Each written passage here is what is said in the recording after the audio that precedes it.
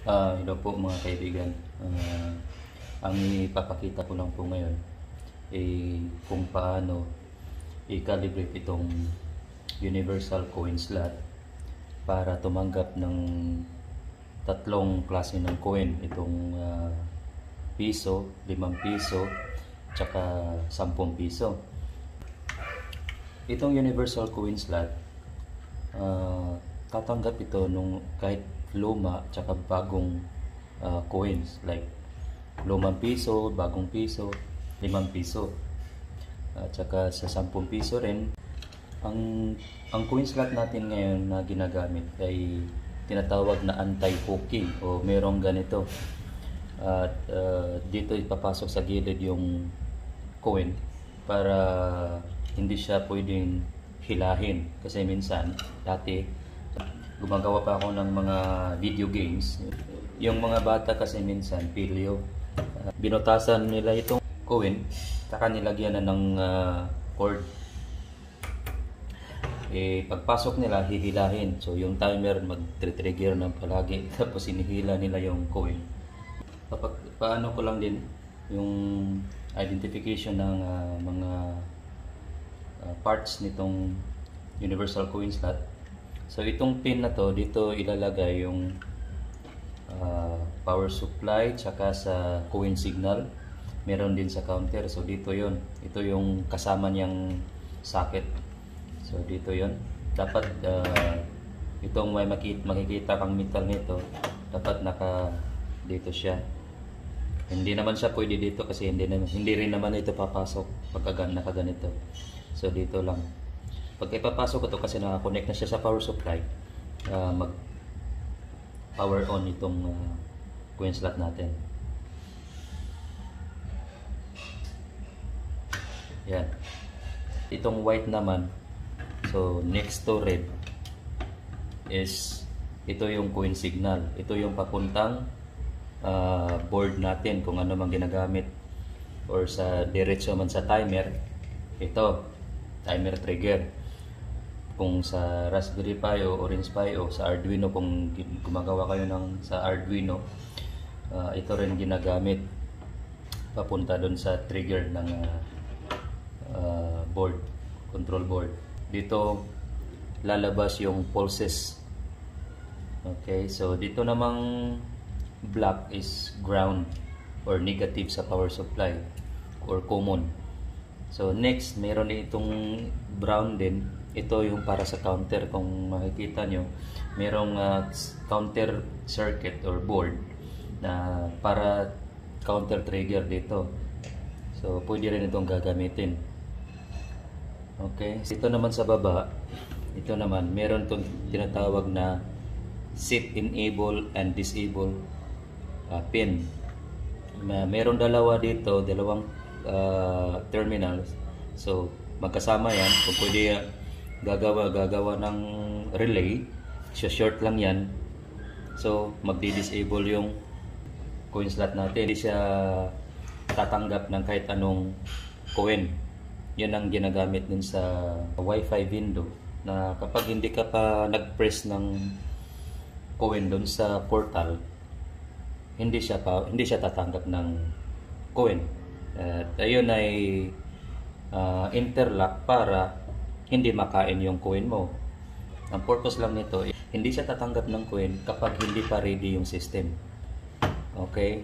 So, nilagyan ko na ng isang wire, kasi isang wire lang pwede gagamitin kung nakacommon yung negative niya sa power supply at saka dun sa control board. Pwede rin lagyan mo na ng relay, yung dalawang pin nito, dalawang wire na lagyan mo sa relay. Yung relay magti-trigger, magsi-short siya eventually. So hindi din siya kakain. Hindi siya tatanggap. So pwede ko tulad nito, pwede ko i-direct sa ground or sa common para ma-disable ito. So yun lang. At meron ding mga buttons dito para sa configuration. So merong buttons dito, set button. Meron ding dalawang button dito para sa add and minus doon sa mga numberings na gusto nating ilagay. So mamaya ipapakita ko sa inyo kung paano ito i-calibrate. Madali lang. At meron ding mga dalawang switches dito, slider switch. Yung isa, ito, meron dito, kung makikita ninyo. Ito ay switch in O tsaka in C, meaning normally open, normally close. Ang purpose nito, sa pag-set ng initial signal dito sa coin signal natin. Kapag nilagay ko ito sa NC, meaning itong coin signal na to meron siyang 5 volts o tinatawag na logic 1. So papakita ko lang kung paano. Yun, sabi ko nga kanina, naka-NC siya. Yan, nakita nyo, meron siyang 5 volts.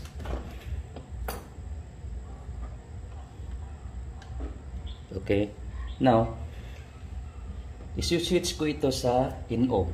So magzi-zero yan eventually. Yan, 0. So nagzi-zero siya. So ito yung initial settings ng coin slot natin.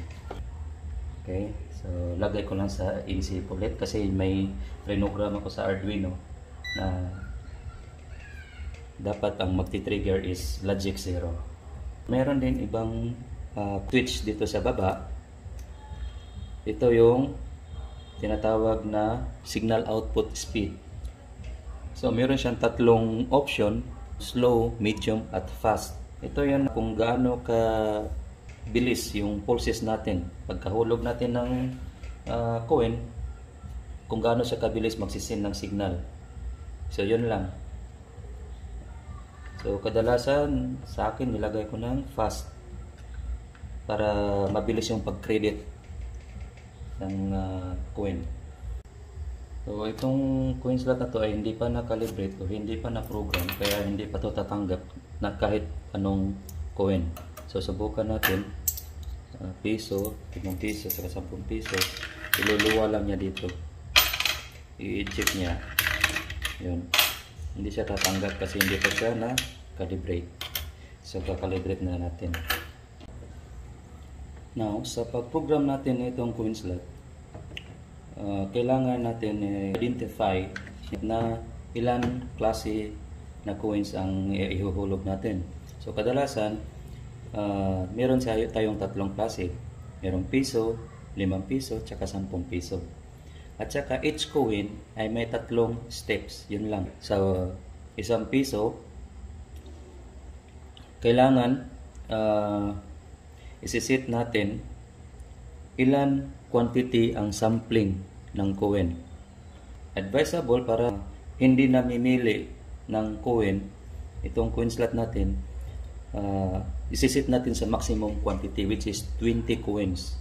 At halo-halo na yon. Merong bago, merong luma, merong madumi, merong malinis, mga ganyan, para hindi stricto yung coin slot natin, tatanggap siya ng kahit ano, basta piso.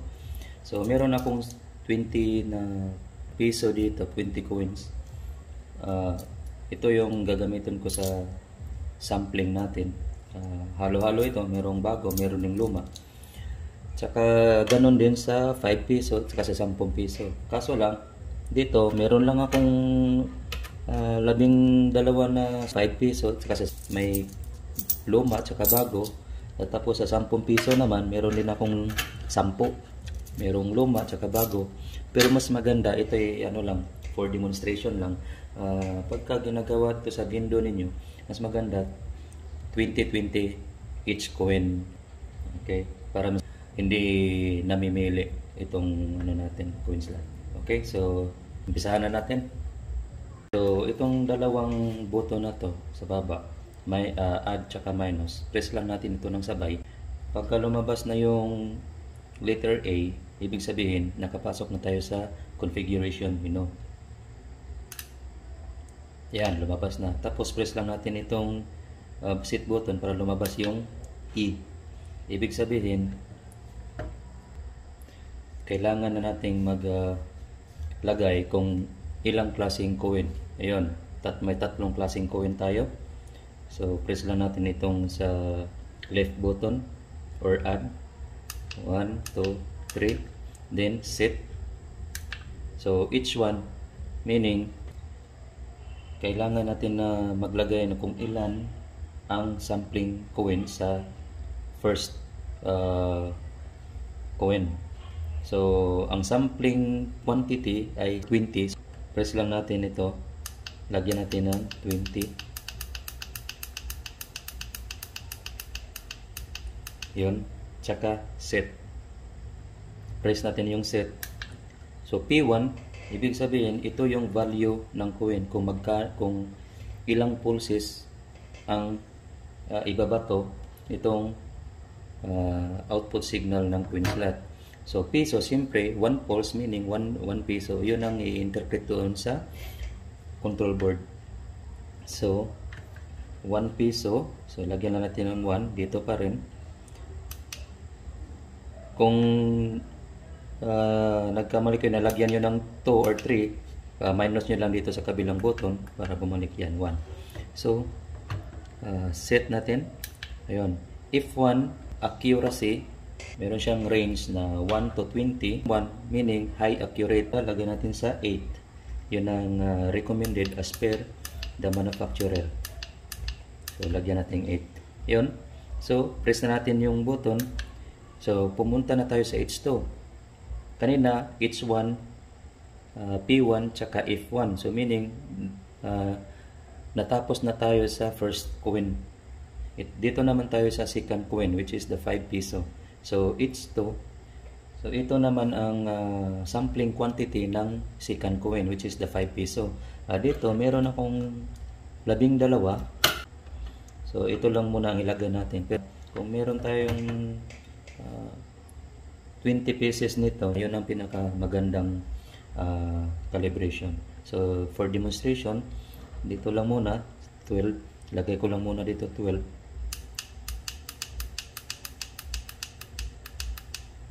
Ayun. So set natin sa button. Ayan. So ito, value ng coin, second coin is 5. Ayun.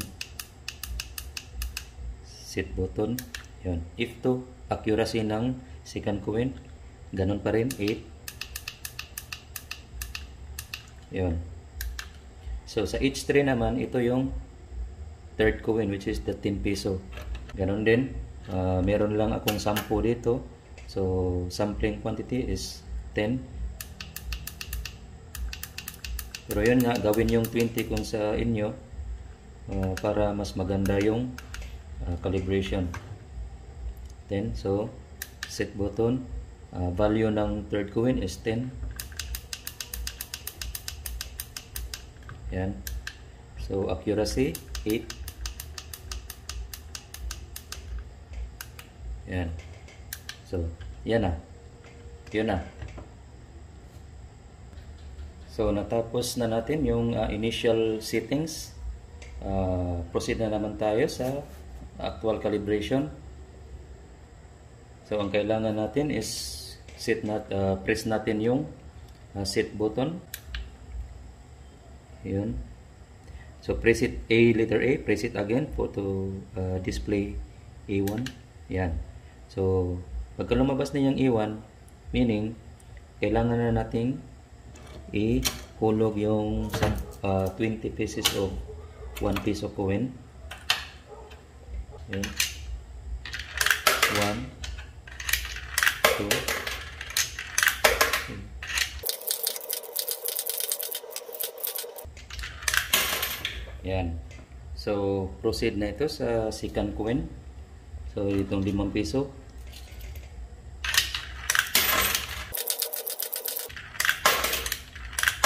Yun. So A3 para sa third coin, 10 piso.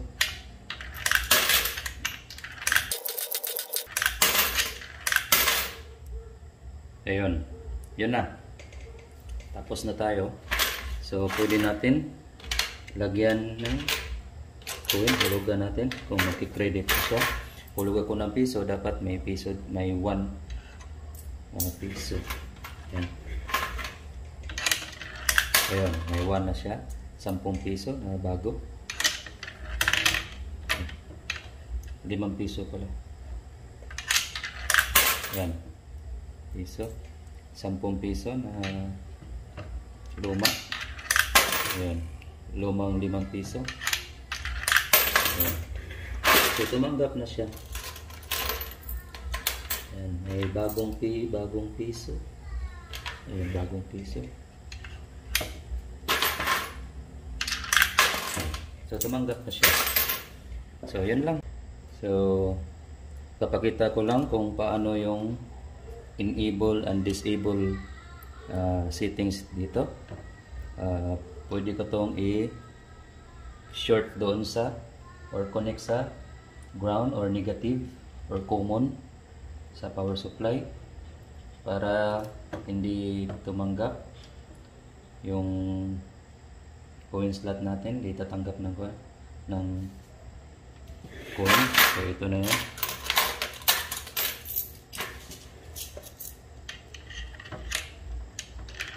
Yan, no. Ni-eject niya. Yan, eject lang siya.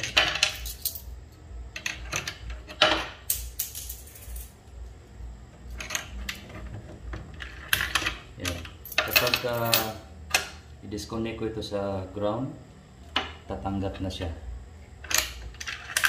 Yan. Papakita ko rin kung yung behavior ng pulses niya dito makikita sa display ng multimeter. So, yun, nakaset siya ng INC. Yung sinabi ko kanina, pagka INC, meron siyang logic 1 or 5 volts. NO, meron siyang logic 0 or 0 volts. So, nakaset siya ng INC. Magbabari siya from 5 volts to 0 volts kung maghulog ako ng coins. So, the number of pulses, depende na yan. Depende kung magkano ang inihulog ko. Ngayon, hulog ako ng 1 piso. So, magbabari yan. Yan. Hindi lang, mabilis lang kasi. Kaya hindi siya na-capture nung nag-zero siya.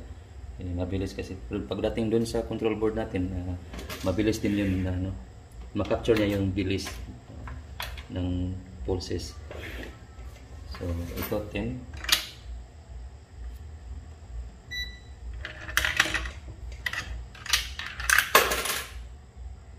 Yan. Matagal siya. Nagbabari yan siya. Yan. Kung set naman natin sa slow, mas ano din siya. Makikita natin ang variation. Yan. So, yun lang. Salamat.